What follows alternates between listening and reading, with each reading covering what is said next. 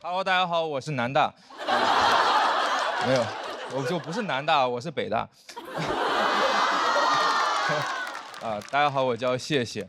我第一赛段在这个舞台上讲了自己的高中，河北衡水第一中学。节目刚播，高中班主任给我发微信，说删了。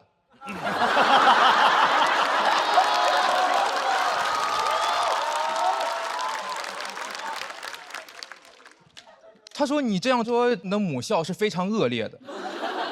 我没弄明白，怎么就母校了？啊，我母校不是北大吗？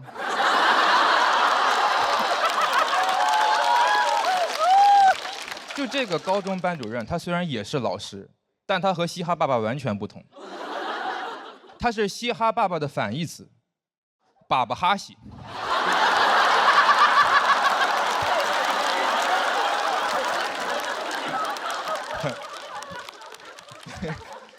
比到半决赛，大家都疯了。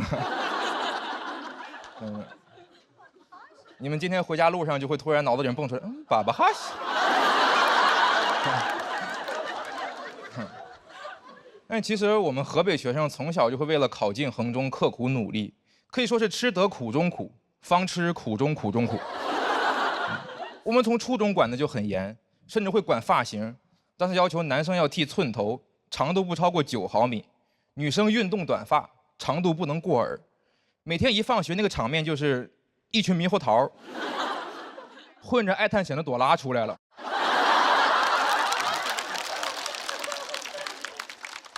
我们老师猕猴桃李满天下。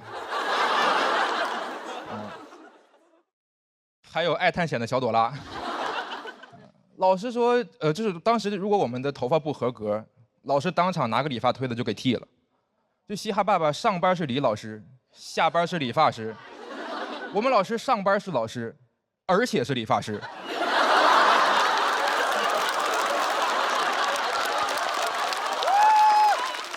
他既是 teacher 也是 barber。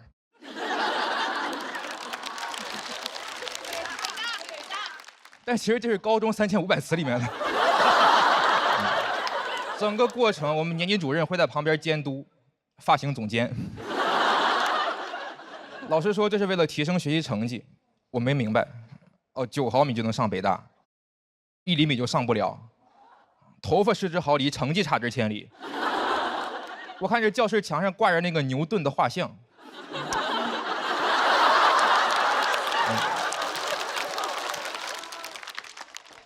顶多是个中专。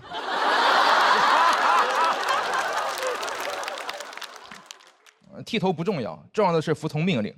老师让你剃头剃就完了，老师让你学习学就完了，老师让你考衡中考不上就完了。我当时很努力地考进了衡中，然后发现每个教室会安装很多高清摄像头，实时监控我们。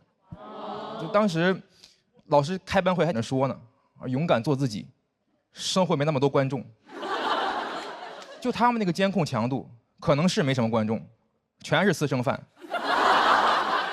在衡中那几年都跟明星共情了，特别希望老师们关注我的作品，远离我的生活。那些摄像头高清到什么程度？那天我们班长在本上写了一句“垃圾学校”，全校通报批评。后来查出来了，他写的是“创造无垃圾学校”，橡皮挡住了几个字儿，我写的是“垃圾学校”。当时是寄宿制的，所以我们学校要求我们每天把被子叠成豆腐块。我不会，我之前在家都不叠被子，我那个被子可以说是豆腐脑。而且我们当时也没有时间每天叠被子，就会准备2床被子，一个盖，一个叠成豆腐块，放在那儿应付检查，叫样被。样被不让盖。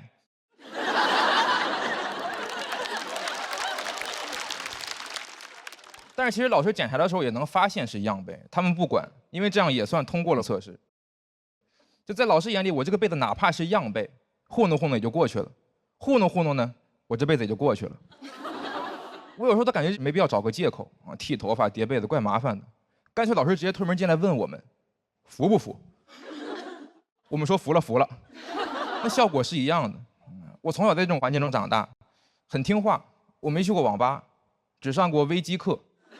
小时候朋友叫我去网吧，我说不了不了，没带鞋套。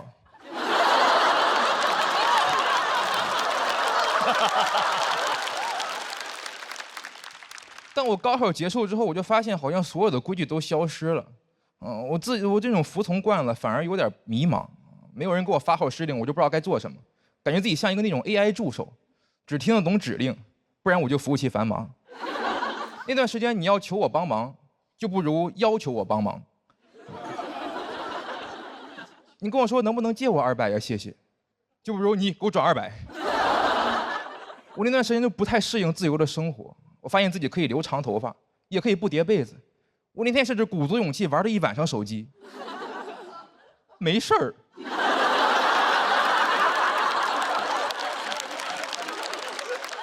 我都有点崩溃了，我说这还有人管没人管了？啊？没人管我造反了，我要做最叛逆的事儿，我这个世界大声的说我去网吧。我现在喜欢单口喜剧，就是因为这个地方没有这种事情。我刚入行的时候上了一个资深演员的大师课，他在课上说单口喜剧就是用批判的眼光去解构权威。第2天，就有学员在台上骂他。我觉得这太酷了，我现在开始学会对这种行为说不。高中班主任给我发微信，我没回他。过了一会儿他又发，我觉得老不回他实在不太礼貌，就把他微信删了。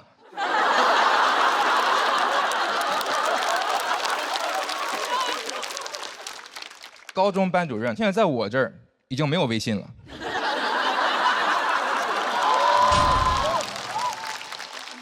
我觉得我现在已经突破了束缚，除了法律，应该没有什么可以约束我。今天就讲到这儿吧，因为节目组说不能超过7分钟。谢谢大家。Hello， 大家好，我叫谢谢。然后，对，谢谢你。我在上海呢，叫 Thanks。我现在是一个大学在校生，所以今天给大家聊点年轻人的话题，咱们聊聊上坟。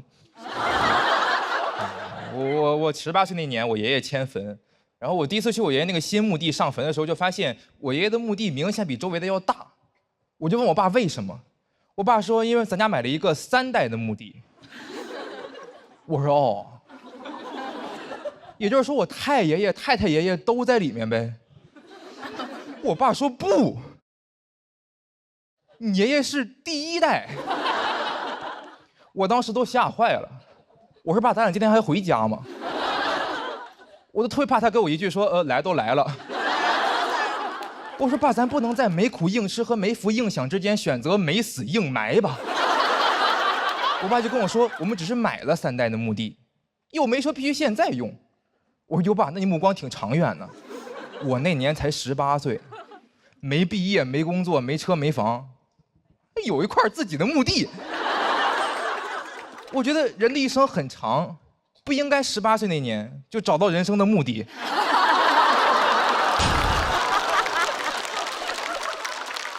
我爸给我解释说，咱这是公墓，如果不提前买好的话，等爷爷附近墓地被别人买走了，咱们就没有办法和爷爷埋在一起了。我说爸，如果没记错的话，爷爷活着的时候，咱都不跟他住一起。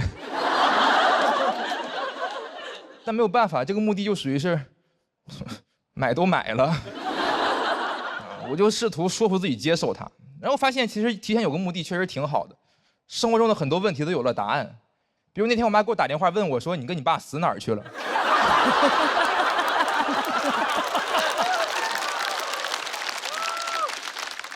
我说蒙河公墓48号。然后而且我们家那边烧纸有个习俗，比如说我要烧给我爷爷，我就要一边烧一边念叨他才能收到。自从我知道那个墓地有我一份之后，每次烧纸念叨2句我爷爷，我就念叨1句自己。经过我的不懈努力，我现在个人总资产已经达到了阳间2500，阴间7600亿，存了一个死期。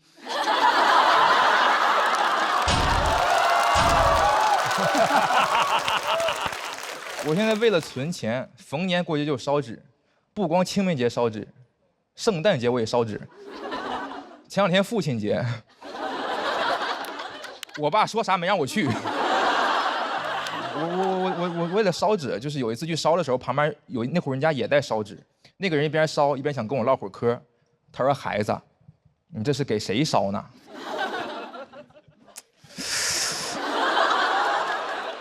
我说：“给我自己。”当场他脸就绿了，跟他手上那个玉皇大帝是一个颜色的。就那天吓得他往我这儿烧了2个亿。我那样坚持了很长时间，因为我在衡中学到一个道理，就是将来的我会感谢现在努力的自己。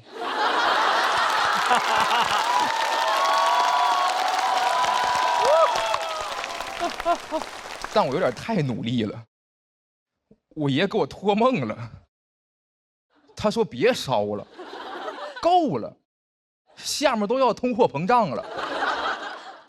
我说爷爷给您烧，您就收着呗。我爷说真不用，真不用。说哎，给孩子的。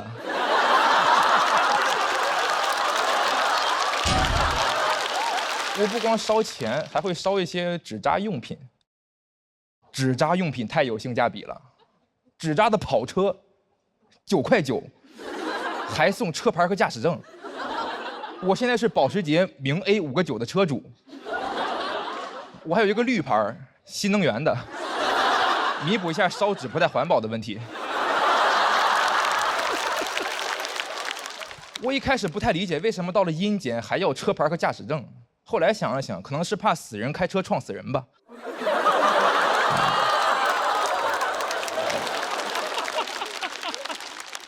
然后我做了这些准备以后，我现在就觉得，虽然活没活明白，但死我已经有着落了。我不羡慕有钱人，活着有钱，死了又带不走。死后有钱才真正的富有，生前你不理财，死后财不理你。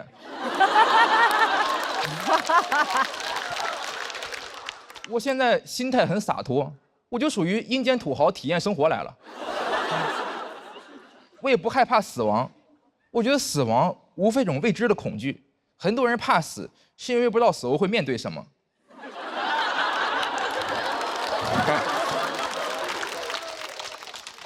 我知道，巨额财产，我现在都在想早点下去。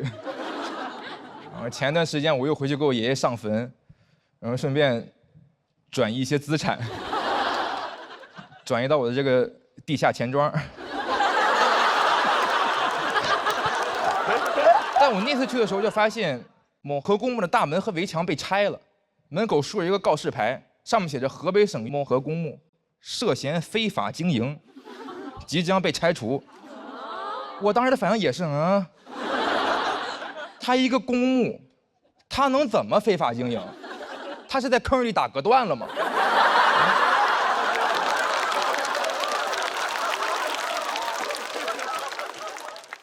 我就一定要查清楚。我上网搜了一下，发现是因为虚假宣传，就是按理说公墓的产权只有20年，但他宣传为永久。我觉得这就说得通了。要是知道产权只有20年的话，那谁会买3代的墓地呀？那话又说回来，为什么一个公墓的产权只有20年？20年以后，那骨灰咋办呢？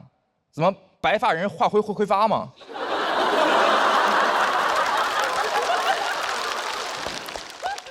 我现在算是发现了，提前给自己烧钱一点用都没有。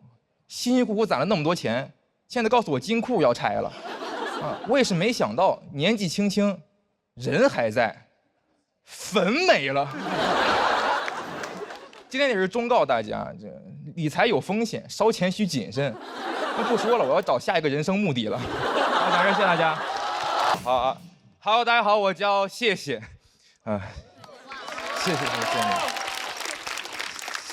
谢谢你们。我今天也想聊聊我的高中。我来和你们站到一起了。我高中是在河北衡水中学上的。对，所以我起这个名字就是因为从那个地方活着出来，我心存感激。而且今天也很开心能和墩儿老师在单口的舞台上 PK。完成了一个我从衡中到现在一直没有实现的心愿，跟老师犟嘴。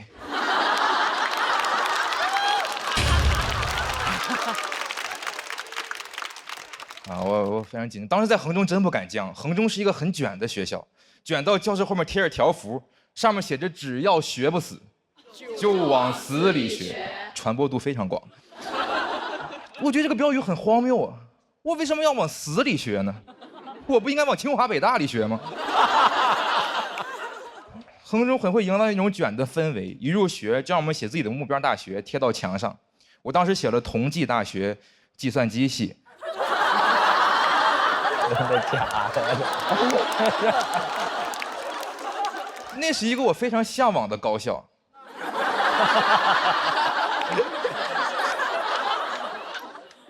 但是老师看到以后，他质问我说："你是不是不想学了？"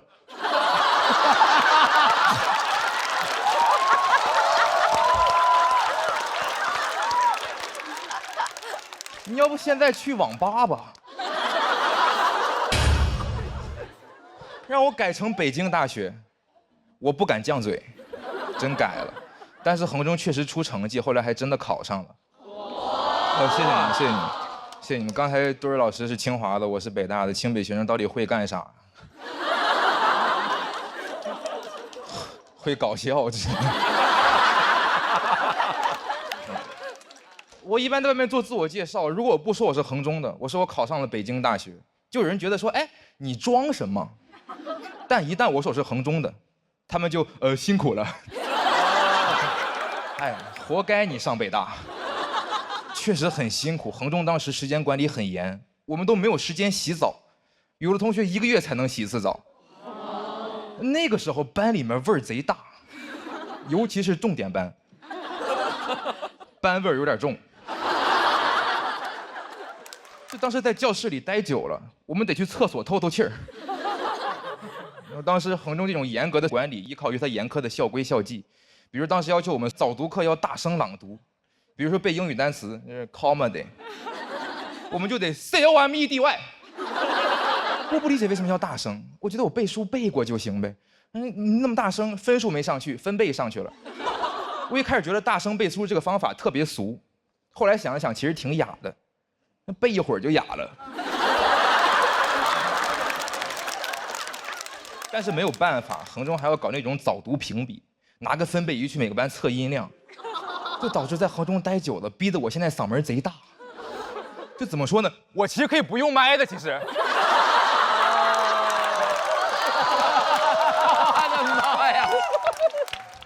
然后当时还有一些那种禁止谈恋爱的校规校纪，但是在衡中啊，我们不用谈上恋爱，就可以被抓。因为衡中有一项罪名叫做男女生非正常接触。你看他这个用词，他就很赛博朋克。非正常接触，感觉谈了个外星人。范围包括男女肢体接触、男女同桌吃饭、男女并排行走。我寻思这些都是非正常接触，那啥是正常接触啊？操场上亲嘴儿。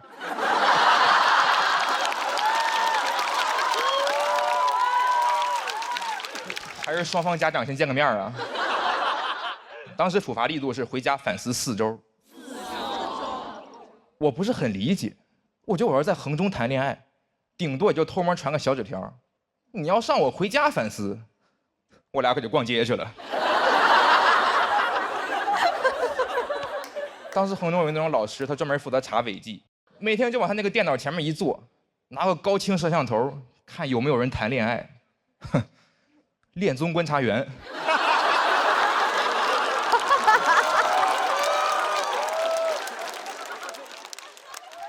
他要是去当恋综观察员，那嘉宾来一对成一对，就在他眼里干点啥都是想谈恋爱。我当时比较爱干净，我宁愿不吃饭也要挤时间洗澡，就因为身上没有臭味儿。德育主任质问我，说你最近是不是谈恋爱了？天天洗澡。肯定是为了招女生喜欢。我说老师，有没有可能我洗澡不是为了女生？我是为了卫生。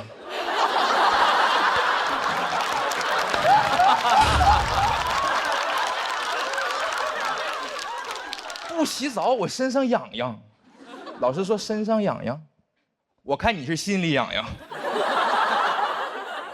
当时德育主任他还负责查自习，然后他检查的指标是抬头率，就是在一间安静自习教室里，德育主任会从教室前门推门而入，看有谁抬头看他。如果你抬头看他，你就是没有学进去。我说老师有没有可能你不进来，我已经学进去了。就当时我们大家都知道门开了，但为了避免违纪，硬不抬头。这个东西需要的意志力，比你抬头看一眼还分神儿。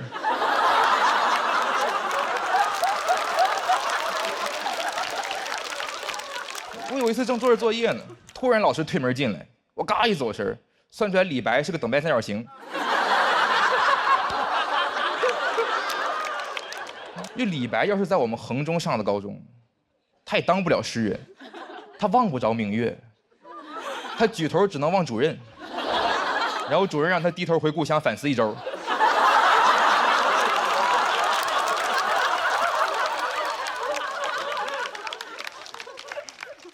我当时看过一些犯罪电影，里面描绘的那种校园枪击案，我说在衡中都不可能发生，罪犯都没有体验感。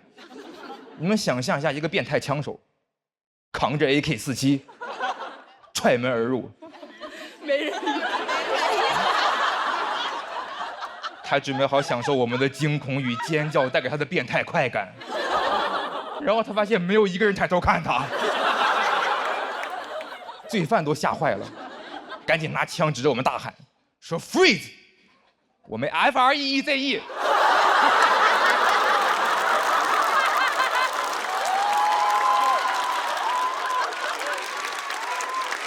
他永远不会理解为什么我们被人拿枪指着还能学习。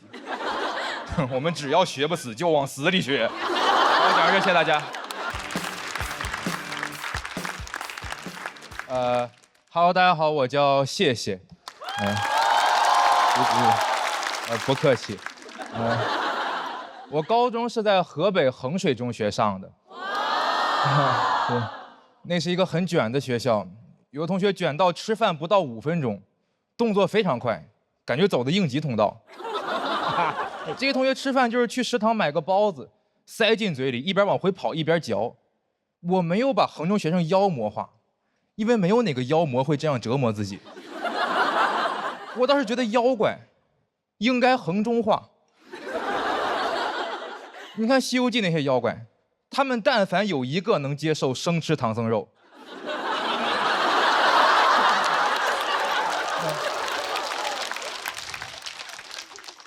这些妖怪就应该抓到唐僧，就往嘴里塞，一边往回跑一边嚼。等孙悟空追上一看，说：“哟，师傅已经走了，那咋办？上会儿自习吧。”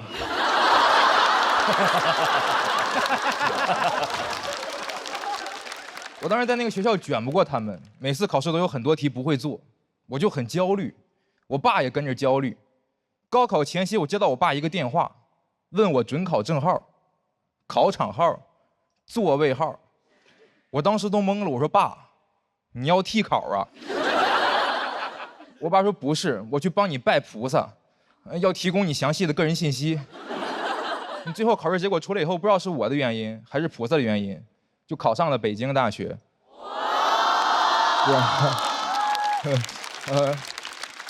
别急，往后听。那是我高中3年考的最好的一次，主要是我们那年高考数学题很难，听说河北省平均分才40多分，那年很多衡中学霸都考崩溃了，因为他们从来没有在一张卷子里面见过那么多不会做的题。我见过，简直是我的舒适区。那年考试心态很放松，学霸们没有经验，但我无他，为首数2。最后考得也比他们好，毕竟你说一群刚瞎的人，怎么可能比黑灯走得快呢？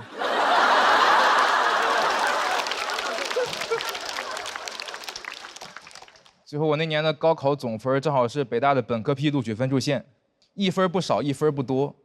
我很庆幸，我的努力不仅没有白费，也没有浪费。不愧是北大，分数线定的真准，是不是偷偷估我分了？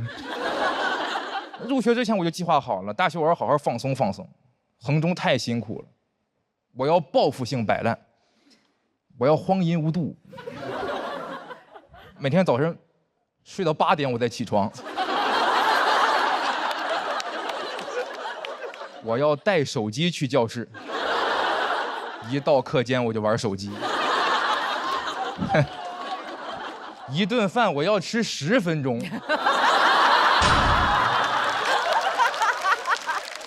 我要坐着吃包子。入学以后，我室友说：“不愧是衡中的，大一就要考研呢。”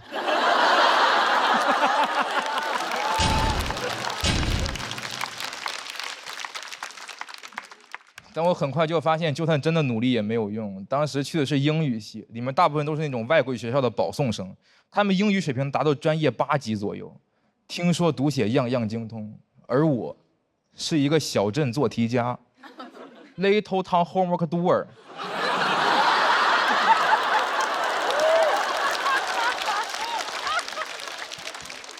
每天英语系全英授课，老师同学们谈笑风生，我听不懂。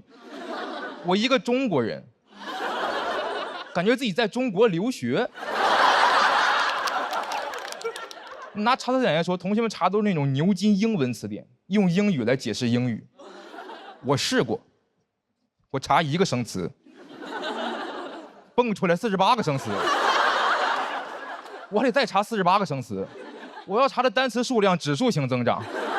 用英文词典有一种道家的感觉，1生2，2生3，3生万物。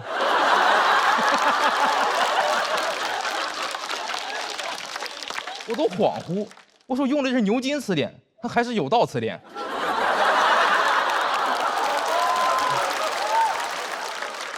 挨个查词太麻烦了，所以我后来有看不懂的课文，我都直接拍照问夸克 ，AI 相机就能整页翻译，拍照问答、图表分析，样样在行。感觉比起我，夸克才更像一个北大学生。我也试过努力学习，但是基础差得太远了，实在是跟不上。我都不知道为什么北大要把我这种差生招进来。我成绩是班里最差的，属于是那种比上不足，比下正是在下。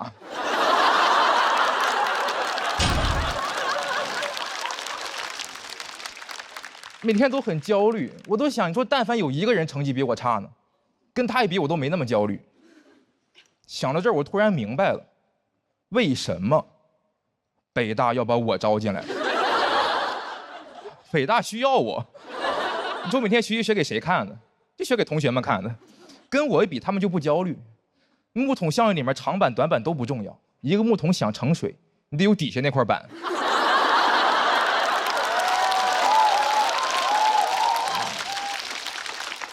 什么面子里子，我是北大的底子。这个世界我懂了，哪里都需要我们这种差生。现在学习压力那么大，就应该在每个高校都投放差生，然后给我们发点工资，我们可以当全职差生。每天的工作就是学习，但是学不明白。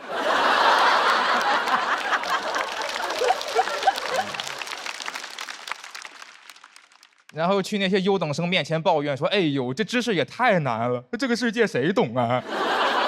我觉得这样不仅能够为那些社会的栋梁们在校园里提供情绪价值，还能够解决差生的就业问题。反正我们毕业也找不着工作，干脆不毕业，留校任差生。你们也别觉得差生这个活好干，我们得时刻注意着，千万不能学会了。毕竟我们不是傻子。日积月累，到个35岁左右，学的差不多了，成绩跟优等生一样了，被优化了，这个时候就可以毕业了。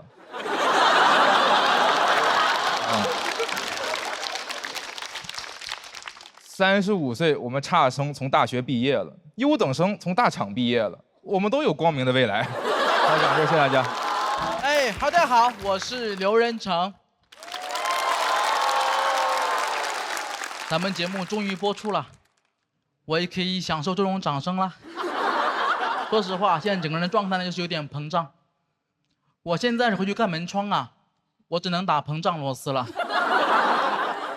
就连我们总导演都过来敲打我说：“刘仁成，咱们节目拍的是从小人物到喜剧之王，不是从小人到喜剧之王。”你说了一点，我说好的，小人知道了。人嘛，难免会虚荣。前两天参加一个饭局，有个人说特别喜欢我们节目，我说那你可以开始夸我了。不好意思，我有点脸盲，我对不上号。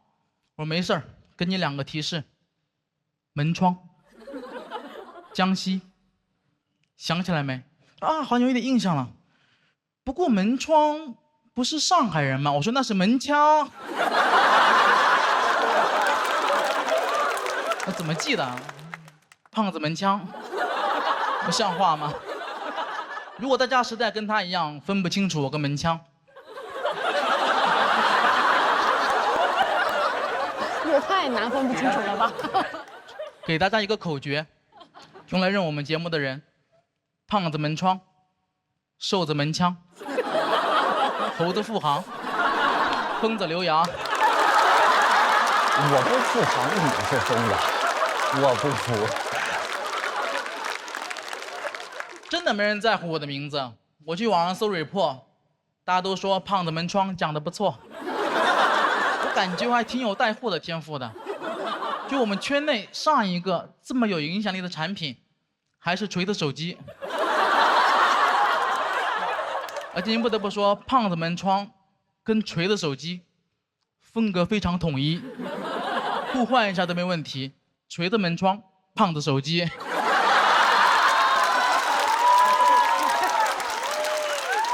但大家还是记一下我的名字吧，我挺喜欢我的名字的，刘仁成，我非常喜欢这个名字，因为按照我爷爷本来的想法，我应该叫刘仁彤，我也不用说是哪个彤，我哥叫刘仁刚，我堂哥叫刘仁铁，大家能发现起名规律了，非常传统的家庭，家谱是元素周期表，万磁王来了直接灭门。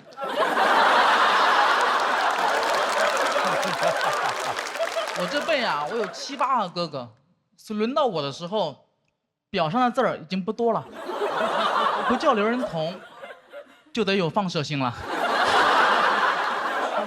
那我也是早出生100年，我妈刘夫人可能比居里夫人更早发现雷元素。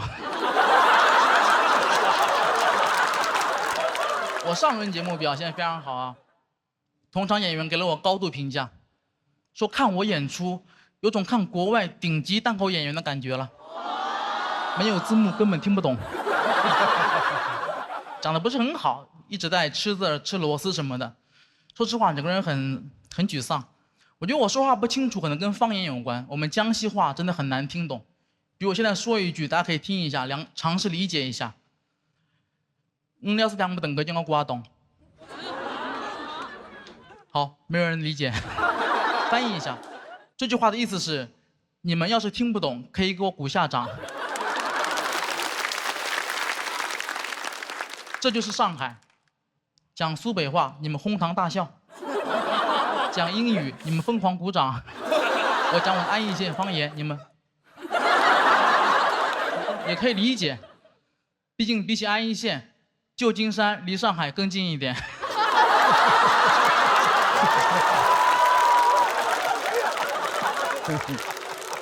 而且你们听我们这个方言的特点，这个语流，这种感觉，小时候每次跟小朋友角色扮演《亮剑》的时候，我不是姓山本，就是姓龟田。我就很羡慕你们口音很有特点的人，什么北京人啊、东北人，你们在外面很容易听出来谁是老乡，我就不行，我也听不懂。我们的方言县跟县之间就无法沟通了。我想确认别人是我老乡，我得听很久。有一次吃饭，我认真听了2个小时，才勉强确认是一桌日本人。我现在压力真的很大，因为节目组上轮结束之后，命令我找一个普通话老师，一共就20多天，一边写稿，一边还要练习普通话，整个人有点崩溃了。经常写着写着自言自语：刘仁成，你是不是江郎才尽了？不可能，我不是江郎，我是刘郎。刘郎年年恋刘娘，还买了66栋楼，买了66篓油，最后找牛奶奶买了榴莲牛奶。刘郎没有才尽，刘郎在练绕口令。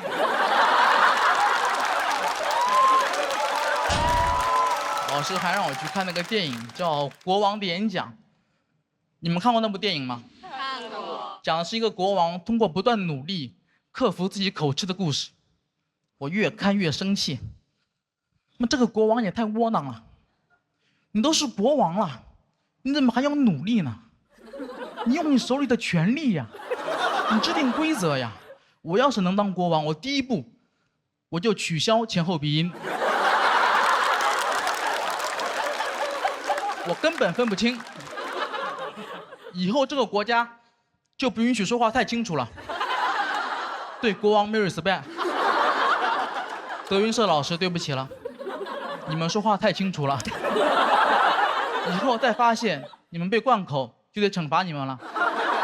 也不摘字了，把你们后鼻音都给摘了。岳云鹏、阎鹤贤、郭德纲。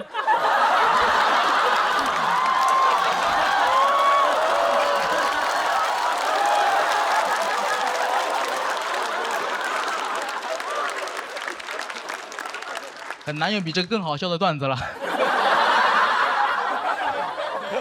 郭老师听了千万不要生气啊！你回去帮我跟郭老师解释一下，我相信他一定会原谅我的，因为他善。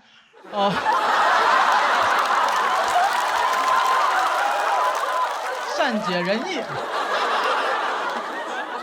这个段子杨丽跟我说能讲。这还可以承担。能讲。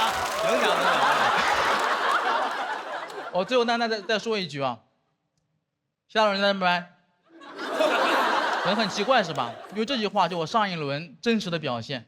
我上一轮演出太糟糕了，最后一句话就这么说的，所以我等了24天，就是想等一个机会，我争一口气。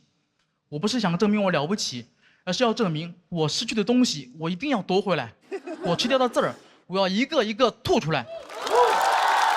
其他大友人拜拜。谢谢大家，我是刘成，再见，拜拜。Hello， 大家好，我是小北。耶，开心，朋友们，开心录节目，有工作了，朋友们。去年很长时间我都是在家待业的状态，有一阵儿带不动的时候，想搞副业，想这个直播带货挺赚钱的啊，是不是可以改变一下命运什么的？狠狠搞了3个月，想着狠狠赚一把，朋友们，3个月挣了2000多块钱。我发现啊，这个脱口秀观众啊，很难在脱口秀演员这儿消费，他们唯一想消费的就是我。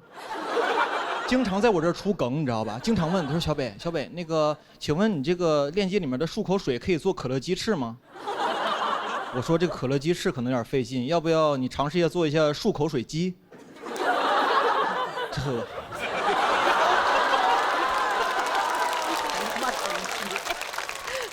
很多人还有人问我，他说：“小北，你为什么不卖点美妆产品？你之前不是做过美妆博主吗？”我说我是做过，后来不是转行了吗？我有点忘了，以前那个腮红画在脸颊，后来不是画在鼻头了吗？以前是小美，现在是小丑。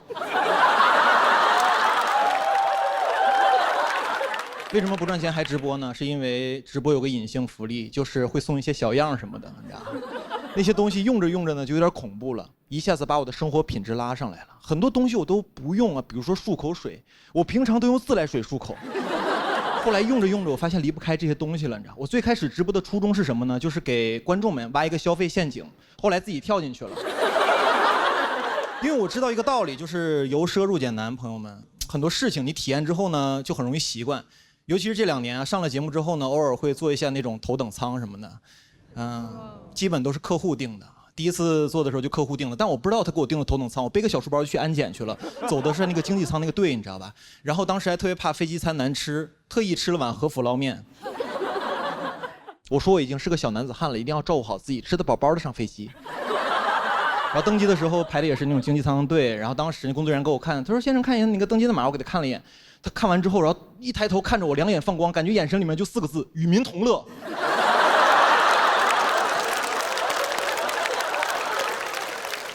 然后我就继续往那个经济舱走，走的时候，然后空姐在门口说：“哎，先生，看一下你的位置。”我看了一眼，她说：“哦，先生，你应该往左走。”我说：“左面是货舱吗？”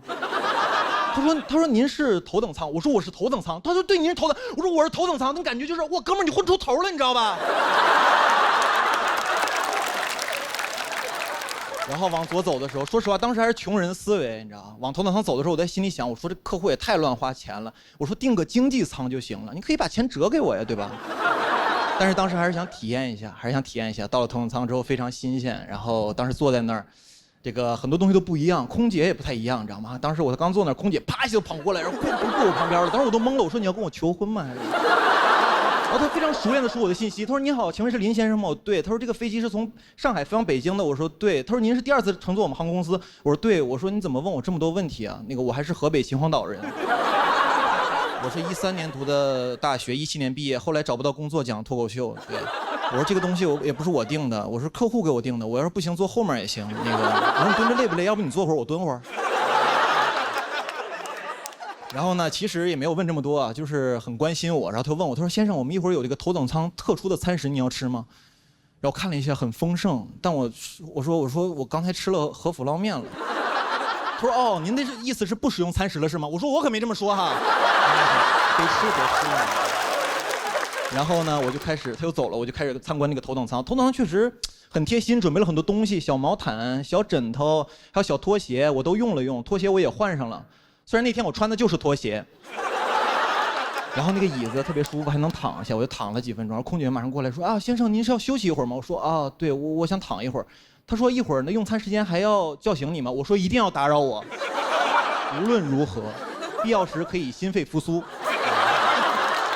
说实话，我还是不太放心他，因为毕竟是第一次见，我特意定了个闹钟。但话说回来，朋友们，人心里装事儿，确实睡不着觉。然后当时就特别无聊嘛，我就特别好奇，这个头等舱的旅客一般坐飞机的时候干嘛呀？我就看了一下，那很多商务人士穿着西装革履，打开笔记本啊，开始写，就是办公什么的。当时我看的时候，我说我也办会儿工啊，我把我那小平板打开了，你知道，我说我准备写会儿段子。朋友们根本写不出来，一点负面情绪都没有。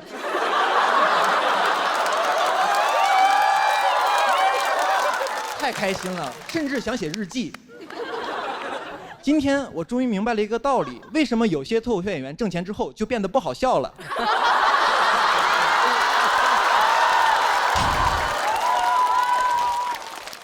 朋友们，头等舱真的很舒服啊，但是我每次坐完之后都特别害怕，因为我特别怕自己习惯这种生活。每次坐完头等舱，我要跟自己说小北，头等舱这种服务不属于你，经济舱才是你生活的常态。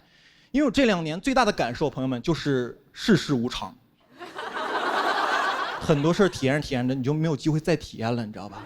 那种生活对我来说很不踏实啊！我踏实的还是每次回到我老家河北的时候，然后出火车站打个出租车，一上去你就问师傅，你说师傅，那个天太热，能给我开会空调吗？他说空调不要钱呀。我说舒服了，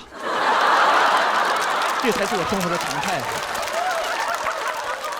然后我跟他说，师傅，我去哪个小区？他说怎么走啊？我说我也不太清楚。他说你有导航吗？我说师傅，你为啥不导航啊？他说我手机导航的话，怎么刷短视频呢？当时我坐在副驾，司机不知道方向，只有我知道方向。我觉得我是这个出租车的领航员。朋友们，做什么事儿不重要，知道方向才重要。谢谢大家，我是小北，谢谢。大家好，我叫史岩。最近参加这个节目，感觉自己成熟不少。开始刮胡子了。第1期的时候，化妆老师就跟我说，他说要剃一下唇毛，剃唇毛，我说你想给我刮胡子就直说。他还安慰我，他说你现在这个吧还不构成胡子，现在就只不过是有点明显，现在纯是毛，纯毛。哎呀，怎么形容我现在这个心情呢？就是一个即将步入更年期的一个女性，现在突然要面对青春期男性成长的烦恼了。所以我现在没事我就摸一摸自己这个硬茬，我就跟我自己说，我说史岩，你真是个硬茬。我之前我就想，我说不都说是容貌焦虑吗？现在怎么还整出来绒毛焦虑了呢？我前一阵儿听说那个谁，听说贾冰老师都开始做腋下管理了。你说啥是腋下管理呀？我在一个物业公司上班，我们公司就只有下半夜管理。我说咋的了？贾冰老师要打精去了？其实我主要的焦虑主要还是来自于孩子，因为我自己身高也不是很高，我就特别担心孩子这个身高遗传我，所以我之前看了一个说法，说小孩这个生长激素的分泌在每天晚上10点的时候开始分泌，所以每天晚上9点我准时开始焦虑，只要看见外边谁家灯闭了，我就说完了，今天晚上人家孩子肯定比我们家这个先分泌生长激素了，我都不知道他们家有没有孩子。然后我就开始生气，我说爱迪生为啥要发明电灯啊？叶绿素都是白天分泌的，大树高不高？大树都白天长个儿，你长个个儿你就大大方方的长呗。分泌生长激素分泌啥了？分泌了一些偷感。所以我有的时候就想，我说你说如果爱迪生不发明电灯，是吧？小孩们都能按时睡觉，完了也不用熬夜学习了。另外的话，你有灯没有电，灯也不能亮啊。我说电谁发明的？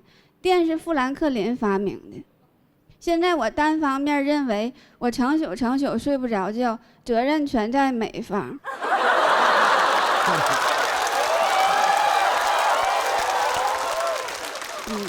想着想着，这一宿就过去了，完了天就快亮了，别人家的灯又开始亮了。我说看见没，人家又开始给孩子做营养早餐了，分泌一宿生长激素，完了早上还给孩子补充营养，那他们孩子个儿不得蹭蹭长啊？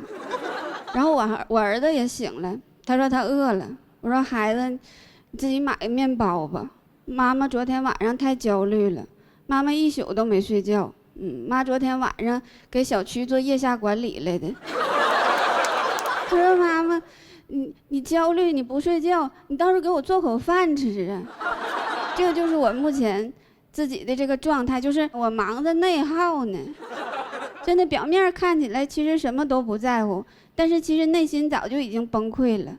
因为即使你说出来，也根本就没有人能理解。跟你说个事儿。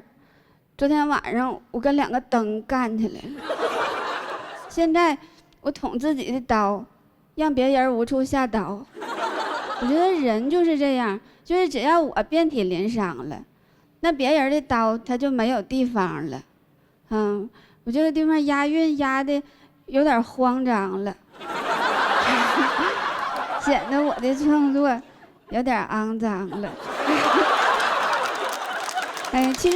其实按照这个达尔文的进化论，咱们肯定是越来越好的，但是现在为啥就越来越不快乐了呢？咱们能不能不这么焦虑？就是科学家，你除了研究进化论，能不能再研究点退化论？真的，就是有的时候有一些方面的退化，其实也是一种进化。你再不开心的时候，咱们就可以以退为进，是吧？退。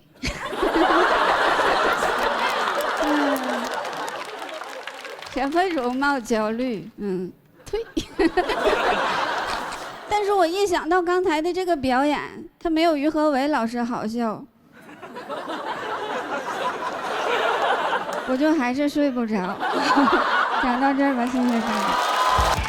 Hello， 大家好，我是南瓜。谢谢。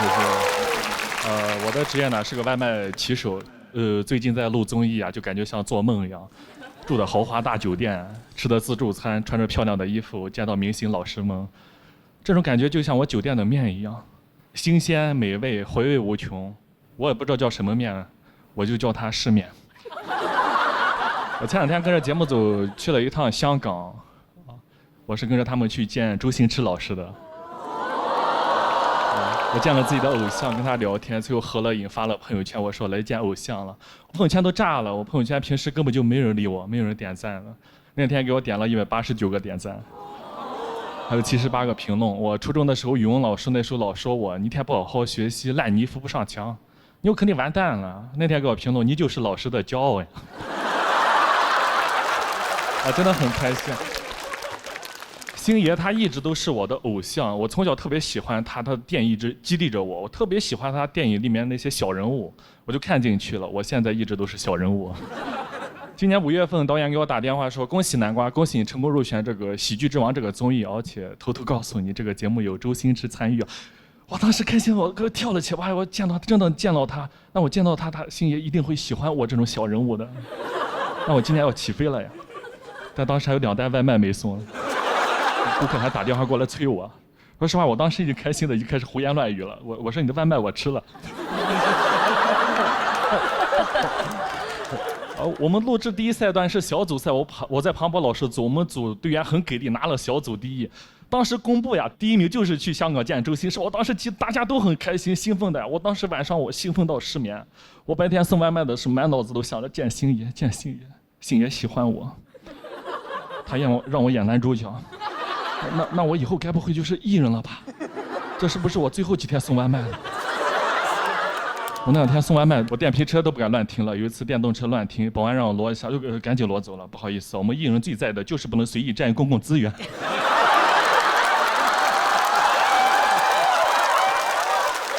我在上海送外卖，有很多一起送外卖的同事跟我同甘共苦，关系都特别好。但有一个骑手跟我关系一直不好，他在背后说我坏话，蛐我。让他知道我要去见星爷，他跑过来巴结我，哇，你要去见星爷呀？那你火了以后，苟富贵莫相忘呀。我说行，以后等我发达了，有我一口肉吃，我都下单让你送。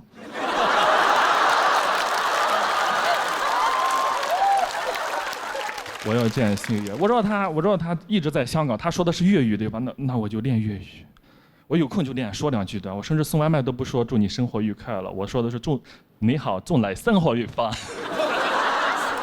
而且有一些顾客啊，经常会让我们帮忙丢门口的一些垃圾啊，其实一般挺抗拒的，没有时间去做这些事情。但你现在让我丢的话，我都会说没问题呀，我丢。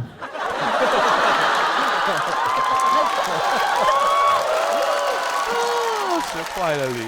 我知道他的偶像是李小璐，我甚至买了双截棍，我想给他表现一下，我练了，但双截棍特别的难，我练了一会，在我头上来好几下。但我觉得是值得的。我甚至见他之前，我专门去理发店理了个发型，这个就是理的，还可以吧？因为我之前都是理的光头，就是我自己有个推子，我自己给自己刮，就自己给自己刮的话，后面看不到镜子，刮起来就难刮一点，所以我以前就叫自己难刮。什么 program？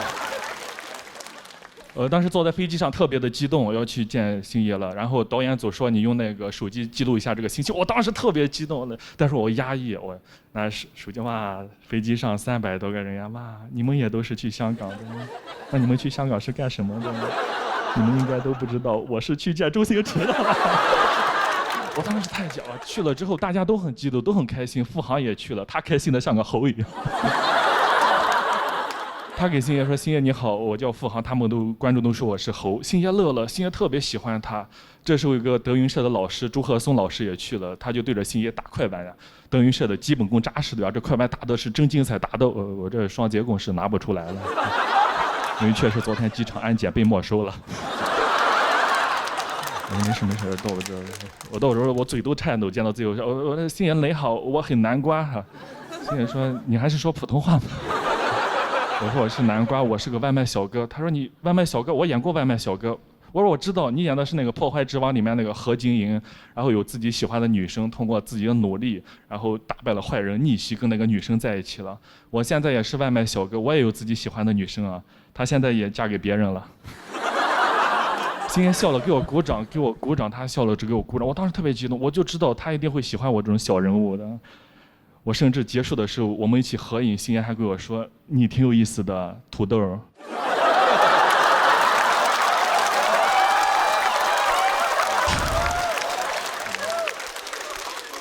但已经很开心，已经梦想成真了。就是见到偶像，他给我的那种力量跟激励是非常巨大的。我感觉有了一股力量，回来之后感觉跟其他演员不一样了。我跟他们在酒店聊天，他们就说上完综艺以后要去做自媒体，以后要去做什么播客，有的做什么专场巡演，对吧？我说我以后要去影视圈，我要做喜剧之王，我努力做喜剧之王，加油！这个时候有个演员在点外卖，因为我们酒店在郊区，他就不停地加价，是吧？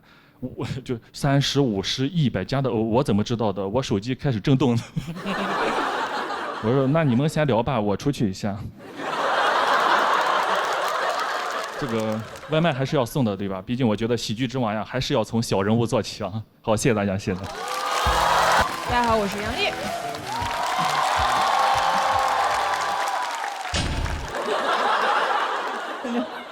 确实有点上年纪了，你知道，比不动了。而且刚刚国仔也说，这是我们就是作为这个身份最后一次在这个节目中表演脱口秀了，但也是我本人最后一次参加脱口秀比赛类的综艺了。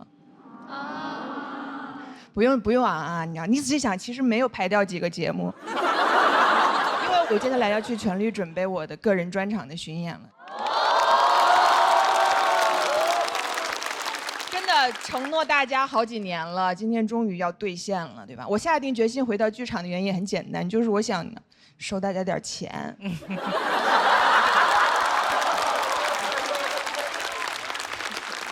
这是不太好听，但是实话啊。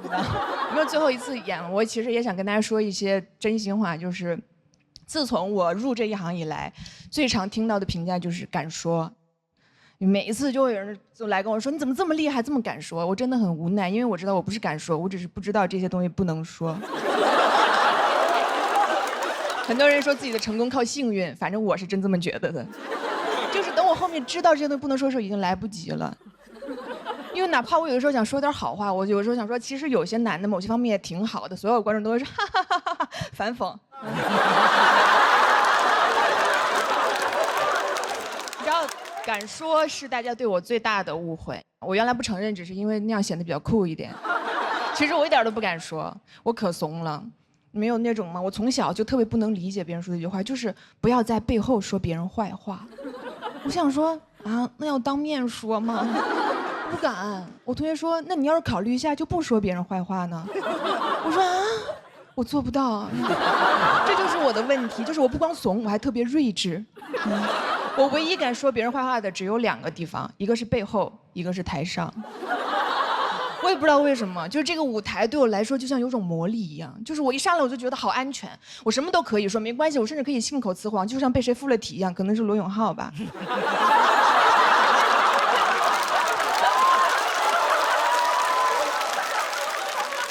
就是我一站在这儿，我脑子里仿佛就有一个声音在说：“杨丽，没事儿，你谁都可以骂，谁也不能拿你怎么样。怎么这个段子好像会提到前公司的一些恩怨。”我可以讲吗？你可以讲，因为你是罗永浩啊。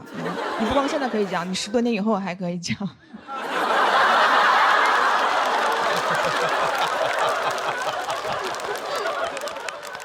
但我很喜欢这种生活，然后就导致我在台上的形象就确实显得比较有攻击性。然后有很多认识我的朋友就给我出主意，说你杨丽这样对你不好，你应该想办法多多展示你生活中的样子，你知道？我就开始了上各种综艺，所以别的艺人都是。就开始说那种希望大家多多关注我的作品，离我的生活远一点。只有我每天在那儿，希望大家离我的作品远一点。但怎么办？后来我就给自己想了一个办法，我给自己定了一个原则，就是我就说我这样，我以后除了上台上讲段子以外，我就不在任何场合吐槽别人，我只夸别人，对吧？比如说我要是看到一个什么剧啊电影好看，我就上网夸他，对吧？这样总不会出问题了吧？直到我有一年过年看了一个我觉得特别好看的电影，叫《满江红》，我觉得很好看，我就分享了一下，大年初1就上热搜了。有些朋友很不开心，就觉得我为什么要夸一个这么不尊重女性的电影？头像点进去以后，发现大部分都是女生。我当时就看着想说 ，OK， 其实往好了想，是不是说明被我分裂的2个群体，其中有一部分已经被我亲自弥合了？最起码，他对在我这个人的看法上，他们已经不再对立。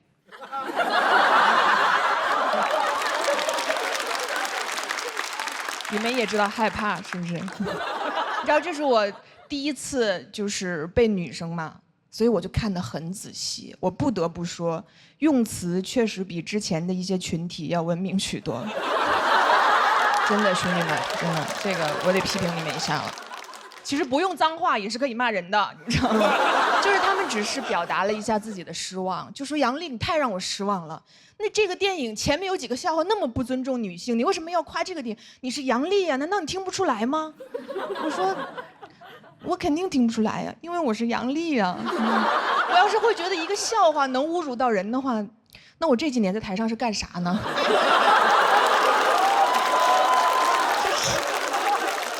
我这个人是不是有点太次了？就是我的标准不光不正确，我还不统一，是吧？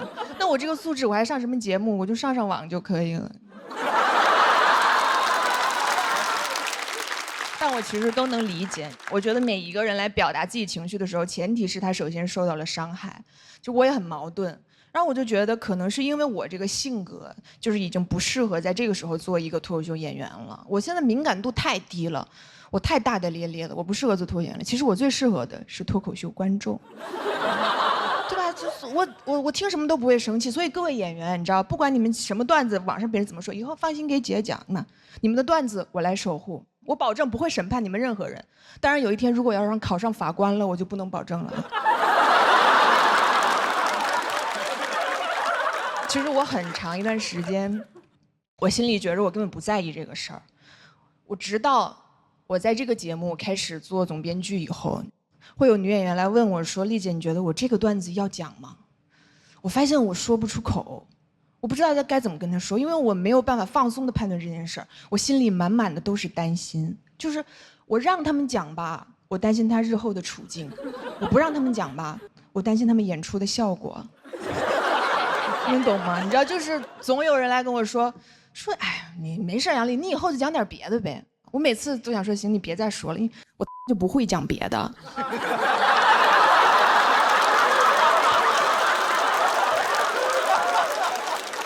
让每一个人的创作都是由于他的生活经验构成的。当你要回避你的生活经验的时候，你是没有办法创作的。我能擅长一条赛道，我已经很优秀了。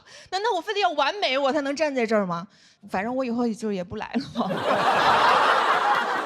我就替我后面有可能会跟我面临同样的处境的朋友们说一句，跟大家说一句，就是我们以后就讲这个了。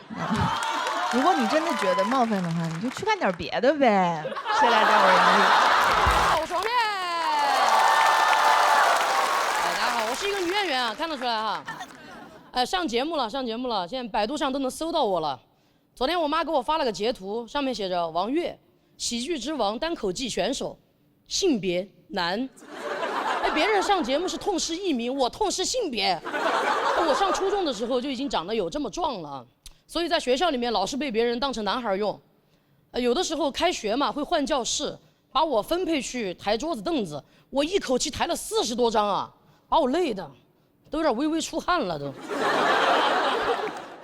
我一转头，我看3个男孩去领新书，抬着同一摞书，还要在那儿1、2、7，我们整层楼的女生都疯了，全部站在那个走廊里面，快看呐，快看，他们好帅啊，他们抬得好稳啊！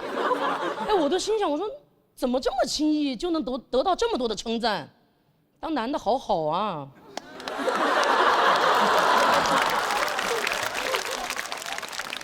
别人讲这个可能有点阴阳怪气了，但我是真羡慕啊。我确实我很喜欢我自己，没有觉得有什么不好的。但是我发现很多的人真的很爱研究我，就大家老是在网上讨论什么男性凝视、女性凝视，我觉得我是被男女老少凝视。就每次跟我说话的时候，对面的人就会不自觉的从我的头发看到我的喉结，再看到我的胸膛。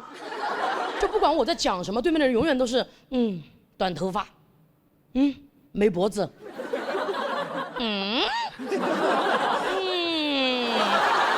而且我每次还要站在那儿等他们研究完我才能走，你知道吗？就很尴尬。但我觉得这个世界上啊，最见过世面的就是卖卫生巾柜台那儿的那个阿姨。我也是会来例假的哈。我每次往那儿一站，她看都不看我，直接过来问我平时量大吗？我说阿姨，你要不要看看我？你没有什么别的疑问吗？她说有，平时量大吗？我觉得在这么一个需要凝视的地方，这个阿姨居然选择了无视我，而我觉得好有安全感啊！我真的很想一直就待在那个柜台里面，但我想了一下，还是要鼓起勇气往外面走一走。我不可能这辈子只买卫生巾吧，我量也没那么大。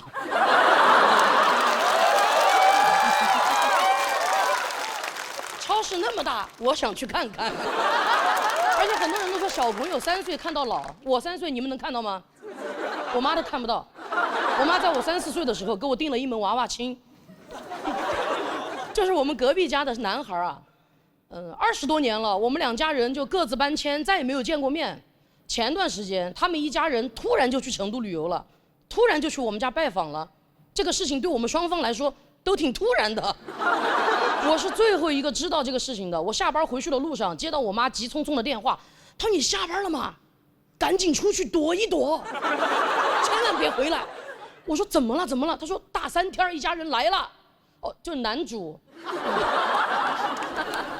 他比我早出生3天啊，我们邻居都管他叫大3天，管我叫小3天。这就是最早的情侣 ID。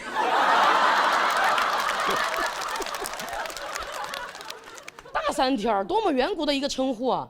我甚至已经想不起来这个人长什么样子了，但我脑子里面蹦出来一句话：逃跑吧，新娘！我就真的躲了。但我越躲越生气，我觉得当时订这个娃娃亲，明明是2家人一起订的，为什么现在让我一个人来面对这份无法面对？我要让他也无地自容，我就回去了。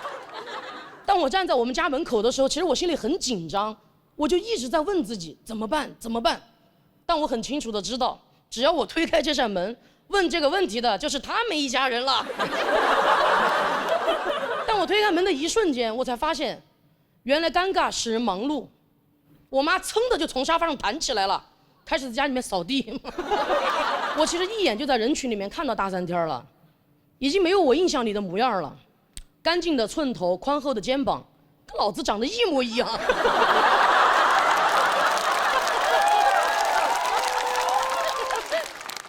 怎么还长出夫妻相了呢？是吧？哦，不是刘仁成啊，不是刘仁成啊。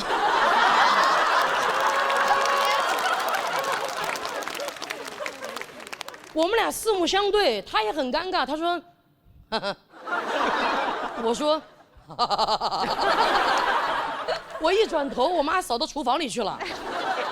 大3天的爸爸也很尴尬，还是我先开口打的招呼。我说：“叔叔阿姨好。”他爸爸在那儿听这个，好。我们这次来呀，主要是来旅游的。他们那天来的时候提了水果，提了牛奶。就是没有提这门娃娃亲啊，就我能感觉到他们一家人其实挺传统的，但我那天凭一己之力，我就让他们一家人都意识到，有些传统就是糟粕。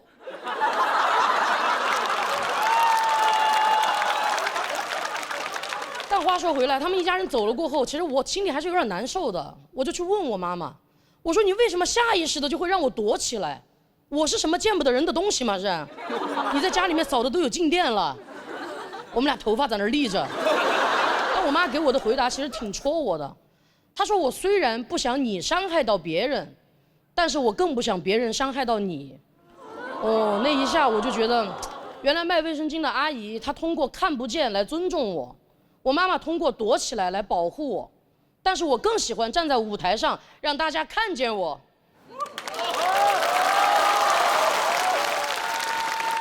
什么男女老少您无所谓，我就站在这儿，大家可以尽情的凝视我。谢谢大家，我是王悦。